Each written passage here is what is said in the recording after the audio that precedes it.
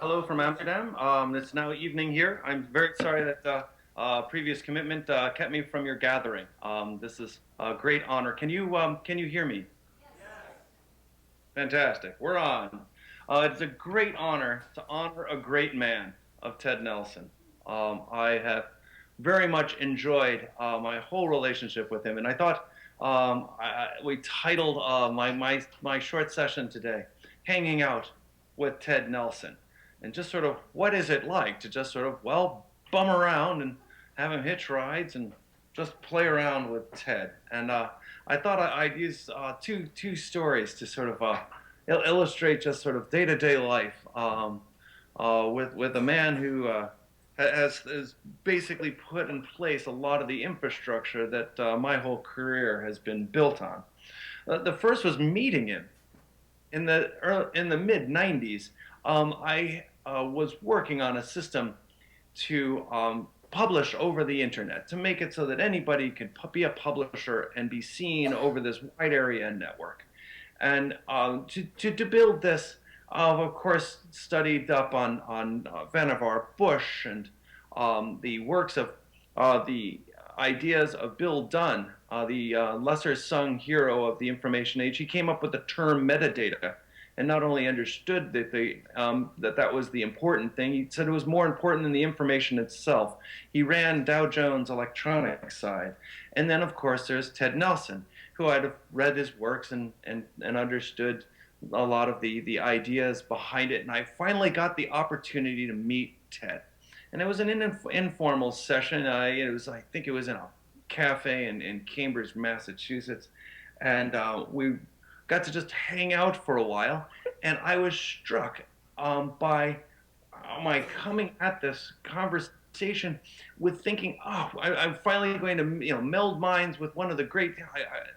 I seriously, I've got some things to say that make sense, but the problem in the whole conversation was that a lot of the things that I was working on, the publishing systems, the archiving systems, he sort of said, well, of course you need those, but that wasn't really the point. And it was a little, I'd say, disheartening, but it was not in a negative sort of, how some towering men can go and just sort of dice you down to size. It was just we were talking past each other, and I came away from trying to be figuring out why was that after sort of building a system that I think has a lot of the same characteristics of what the web became, of why he was saying something uh, uh, quite different from what it is that we've been working on for so many years. And I finally figured it out. At least I think so. Is Ted was building a system for writers to express the complexity of thought and actually the complexity of his own mind. And I had been building a reader's system, a system for people to find information all other places around the world where the complexity was maybe in the finding, but not in the information itself. That he had versions built into his system. Of course, you have to have an archive to be able to make the hypertext system with all of its versioning as well as the cut and paste across documents to work. So it was just seemed like an obvious thing where I thought of it as an insight, uh, where he wanted to go and express things over time and be able to have people manipulate time easily and smoothly, as easily as reading in the present, which was kind of we thought of a kind of a big idea. It was sort of part and parcel to what was necessary in his world. I came to understand it as an edit decision list, going and taking the continuous playing of our lives and being able to pick it up and move it and reshape it and reorder it. It was somewhat of a ideas coming from the movie world rather than from the text world. But I came away from this conversation enlightened, hopeful, spurred on to do even more, um, but that we'd talked past each other, and I realized way past when we've built a reading machine, which I'd say is what the World Wide Web with search engines became. We really need a writer's machine and one that would be worthy of the vision of Ted. So where I could have been crushed, it was actually inspiration to keep moving forward and not just go and say, hooray, we've already done it. Look at all these users. The other time that I think is worth pulling together was Ted started hanging around at the Internet Archive because he lives in Sausalito on this cute little houseboat with wonderful Marlene.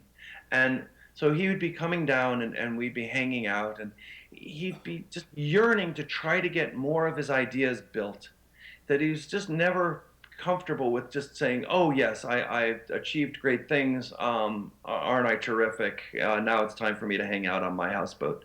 He wanted more things done, and I there's this concept of these hack days or hacker fests where people would work for a couple days and the lore is that great things would come out of these 2 day sessions. I would always have my little doubts of how much you could actually get done in such a short time. So I posed to Ted, how about having Ted Nelson month? Let's go and gather together a set of programmers or a set of facilities with the Internet Archive. The Internet Archive, or at least as much as we could spare, would be his oyster for a month. What would you do with a group that could scan your tapes or go and he's always recording, or then build that together into something else, or scan the books that he's written or books that he's enjoyed, whatever you'd like, Ted. What would it be? And I thought it very interesting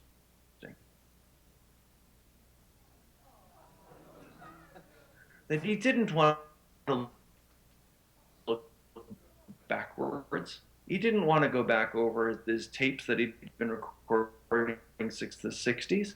He wanted to go forward. And he wanted to build Zigzag. And Zigzag was a system. Oh, am I still with you? Can you hear me? You guys have become very pixelated, but I'm wondering if I'm still with you. We can still hear you. You've dropped out a little bit. If so, okay. He wanted to build Zigzag. Oh, is it bad enough that we should try restarting Skype just before the end session? Keep going? No, let's restart. I'm going to try restarting.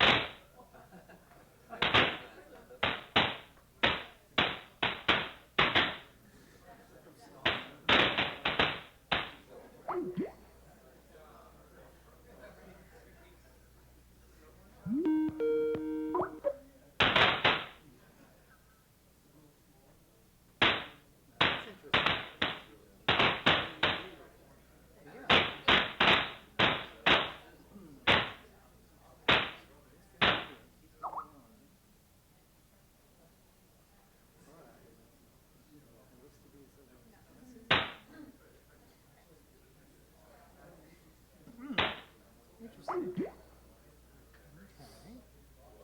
We'll let him try one more time. Hopefully he can instance.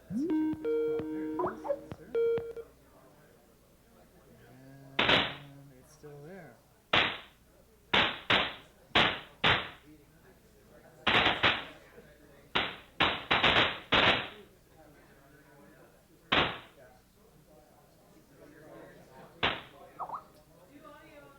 Yeah, let's try that. So